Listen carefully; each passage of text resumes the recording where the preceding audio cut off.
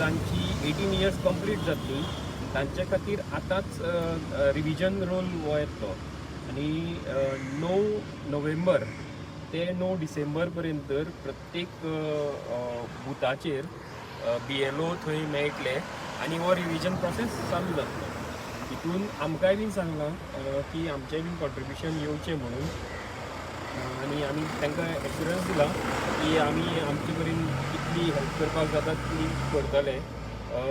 खूब बऱ्यो नव्यो नव्यो टॅक्नोलॉजीज ते एडॉप्ट करपाचे आसा.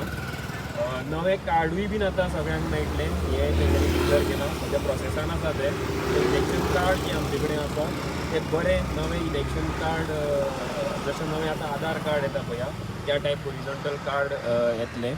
आमी बीन थोडीं सजेशनां दिलीं तांकां आमचे परींतल्यान आमी कितें हेल्प करपाक शकता की इलेक्शन रोल मातसो निवळ करपा खातीर जे डुप्लिकेट एंट्री आसा ती उडोवपा खातीर आनी आधार लिंकिंगाचे जे सीचे फॉर्म आसा तोय बीन मातसो प्रायोरिटी बेजिसाचेर घेवन ऑलमोस्ट 50% लोकांनी आपले आधार इलेक्शन कार्डाक यूज केलां.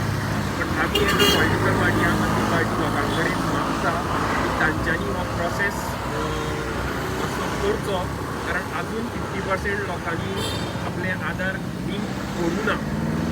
त्या खातीर हे तितले बेगीन लिंक करचें. सिंपल प्रोसेस आसा.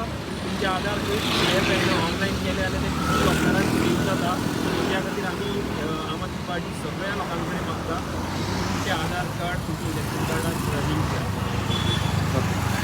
खंयची आनी कोण पार्टी प्रेझेंट गोवा फॉरवर्ड आशिल्ले आनी काँग्रेस आशिल्ले. बीजेपीचे कोण ना. बीजेपी आरजी कोण ना. आरजी आनी पॉलिटिकल पार्टी जावना सो आरजी ना.